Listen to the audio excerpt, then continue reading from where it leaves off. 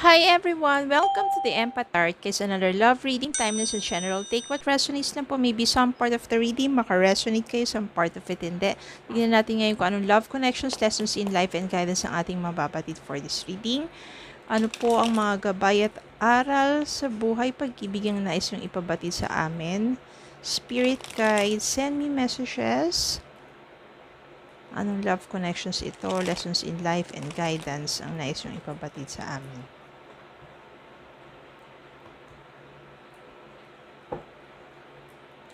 Spirit guide, send me messages. Anong love connections ito? Lessons in life and guidance ang nais yung ipabatid sa amin.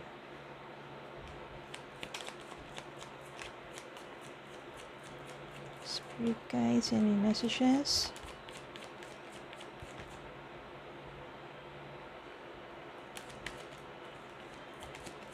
Send me more messages, Spirit guide.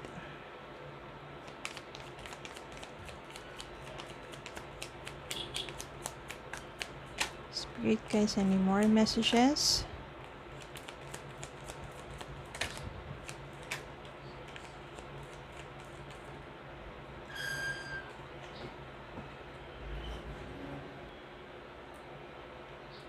Ito na po ang mga mensahe. Tingnan natin. Chariot. Judgment. Justice. Devil. Ten of Wands. Temperance. Six of Pentacles. Five of Pentacles. Five of Swords. Three of Swords. Four of Pentacles.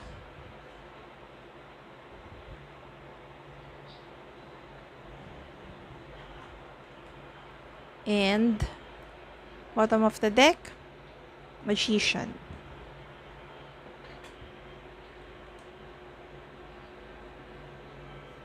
Yan.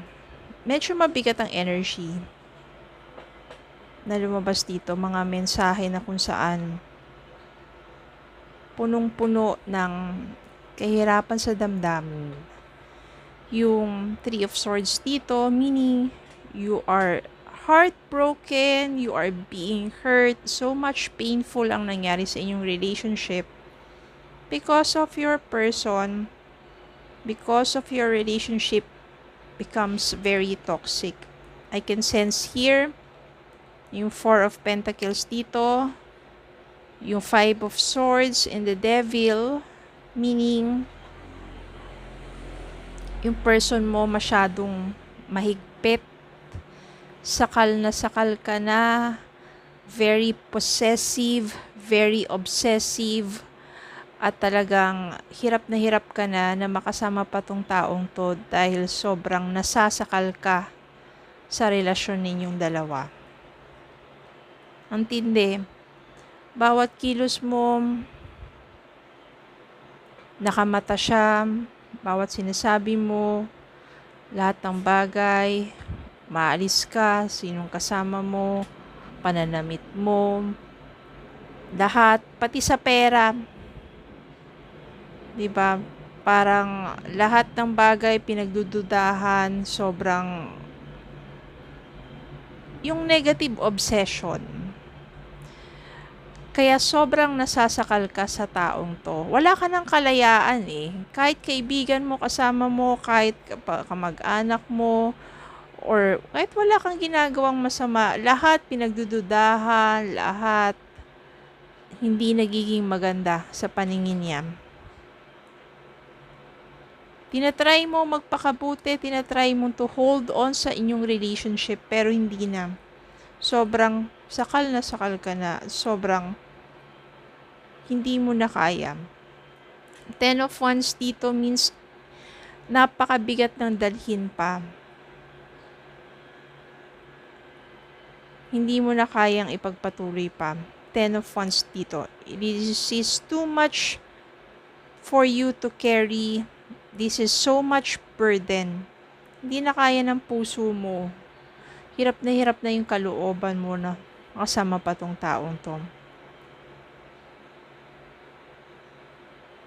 Hanggang sa darating yung panahon, temperance, sa tamang pagkakataon, aalisan mo tong taong to, kahit na pakiramdam mo, parang ang laki rin na ng kawalan sa buhay mo kasi minahal mo naman to pero hindi rin naging magandang takbo na yung pagsasama. Judgment dito, yung dating pagtitiis mo, sobra-sobrang pagtitiis mo sa taong to na gusto mo pang paglaban, gusto mo pa siyang baguhin, gusto mo pang mabago ang lahat, mas maging maayos ang trato sa'yo. Judgment dito means nabuksan na yung isipan mo na hindi na, parang kung sobra ka na nasasaktan, it's too much in time naman for you makamtan ang hustisya para sa sarili mo. Ibig sabihin, makamtan ang hustisya para sa sarili mo, ano ba yung nararapat na trato para sa'yo? Wala ka namang ginagawang masama Bakit tinatrato ka ng ganyan? So, you want to give justice to yourself. Andiyan na sa isipan mo, taging klaro na tama na. Kailangan mo nang mapagtagumpayan to at kailangan mo nang mahalin ang sarili mo. Aalisan mo na tong taong to. Hindi rin naman siya nagbabago ng pagtrato sa'yo. Hanggang magpapakalayo-layo ka na lang. Darating ang time will heal every pain dyan sa puso mo. And yung temperance nito, time will come that a new person will come into your life. Someone that you manifested. Yung isang relasyon at isang tao na kabaliktaran nito. At yun yung makikilala mo. At yun yung magbibigay sa iyo ng hustisya. It will give justice sa puso mo. Yung tama, yung timbang, equally sa isip at sa damdamin. At siya yung someone na meron kayong give and take na relationship. Hindi siya one-sided lang. Hindi siya katulad nito na very one-sided lang. But it will take time. You have to be patient. In its divine timing, in its perfect time, kung ano yung manifestations mo, iyong makakamtan with someone na magkakaroon kayo ng give and take na relationship.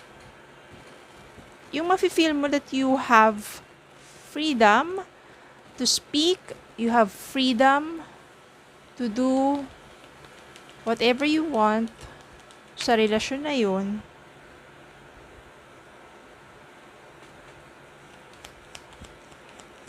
At hindi ka matatakot. Diba? Because that person listens, because that person understands you, because that person cares for you, and because that person loves you. That will be from someone na mamimit mo eventually. When you already leave this person and you find yourself out from that darkness at magpatuloy ka muna na mag-isa sa buhay mo, tsaka mo mamimit tong person na minamanifest mo.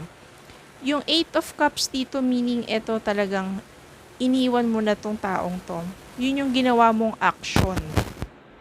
Yung Hermit dito means nagpakalayo-layo ka, hinanap mo sarili mo, you find solace spiritually.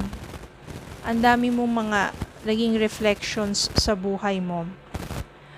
And eventually, in its perfect timing, that you will meet someone that you manifested for a deep, connected, harmonious relationship. It will lead you into abundance of love and wealth. With this right person who gives you, or you will have a give and take relationship. both sides, both ends, maayos. You are in alignment of that person's interest. You are in alignment dun sa taong yun because you manifested for a true love.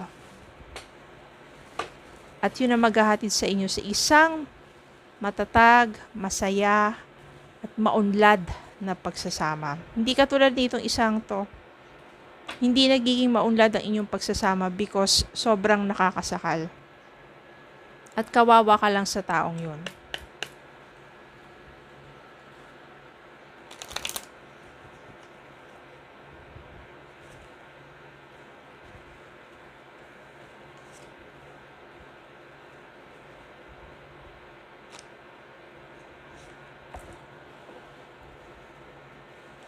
Separation. Time apart from your partner is on the horizon. Ito yung separation to dito sa toxic na taong to.